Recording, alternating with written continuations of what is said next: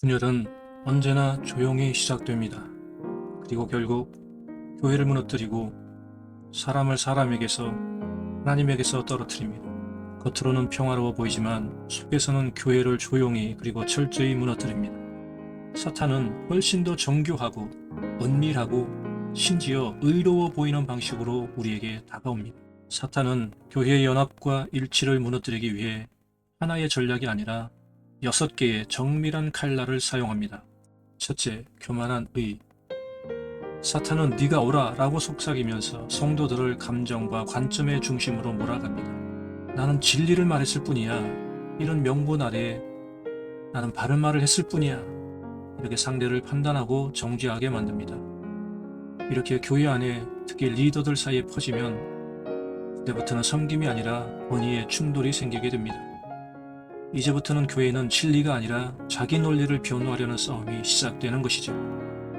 결국 성도는 하나님의 의가 아닌 자기 의로 무장한 전사가 되는 것이죠. 둘째, 의심과 오해. 왜 저 사람은 나를 인정하지 않을까? 너 나를 싫어하는 거 아닐까? 왜 나만 희생해야 하지? 왜 내 수고를 아무도 몰라주는 걸까? 이런 질문들은 불씨처럼 작지만 사탄은 그 불에 바람을 계속해서 불어넣고 마침내 공동체 전체를 삼켜버릴 만큼 거대한 불길로 키워냅니다. 사람의 감정을 자극하고 마음의 작은 틈을 만들어 점점 부풀리기 시작합니다. 사람들 사이에 보이지 않는 벽을 세우게 합니다. 이렇게 쌓인 오해는 진리를 가로막고 이렇게 쌓인 의심은 성도의 기도를 가로막습니다. 비교와 경쟁. 왜 나보다 저 사람이 칭찬받을까? 왜 하나님은 나를 쓰시지 않을까? 처음에 은혜로 시작한 사역이 점차 사람들의 인정과 숫자, 영향력 이렇게 평가되고 판단받기 시작하면서 그곳에선 사역자들 사이에 불신과 시기가 자라납니다. 사역이 은혜에서 경쟁으로 바뀔 때 사단은 웃으면서 속삭입니다. 그것 봐, 하나님보다 너의 위치가 더 중요하잖아. 네 번째, 고립. 분열의 영은 한 사람 한 사람을 공동체에서 멀어지게 만드는 것입니다. 나는 여기에선 의미가 없는 것 같아.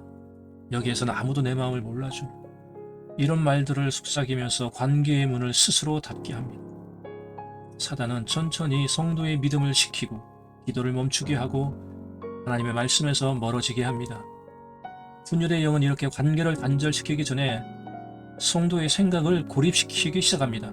그리고는 결국 교회로부터 신앙의 공동체로부터 스스로를 분리시키게 만드는 것이죠. 다섯째, 거짓 지도자. 사탄은 거짓 선지자, 거짓 사역자를 세우고 말씀을 이용해서 사람들을 사사로운 이념과 자기 개인의 목적으로 이끌어갑니다. 그래서 얼핏 보면 겉으로는 교회인데 속을 들여다보면 정치가 자리 잡고 있고 거기에는 사람이 우상이 되어 있습니다. 성경은 말하지만 복음은 빠져 있고 영광은 있지만 십자가는 빠져 있는 것이죠. 이 분열의 영은 이렇게 거짓 지도자를 통해서 하나님이 아닌 사람을 따르게 하고 결국엔 그로 인해서 하나님마저 잃게 만들고 있습니다. 마지막 여섯 번째, 하나님을 이용한 분열. 사탄은 종종 하나님의 뜻이라는 이름으로 사람을 이간질하고 판단하게 만듭니다. 하나님의 뜻은 이런 거야. 그건 틀린 신앙이야. 저건 성령의 역사가 아니야. 이런 말들이 영적인 교만과 분리로 이어지면서 교회는 더 이상 사랑의 공동체가 아니게 됩니다. 이렇게 하나님의 이름으로 사람을 배척하고 신학이라는 이름으로 사랑을 끊어냅니다. 분열의 영은 가장 거룩해 보이는 얼굴로 신앙 공동체를 찢습니다. 사단이 교회와 성도들에게 분열의 영을 통해 얻고자 하는 것은 명확합니다. 바로 하나님과의 분리, 그리고 성도 간의 단절인 것입니다. 하지만 여기 예수님의 마지막 기도를 기억하십시오.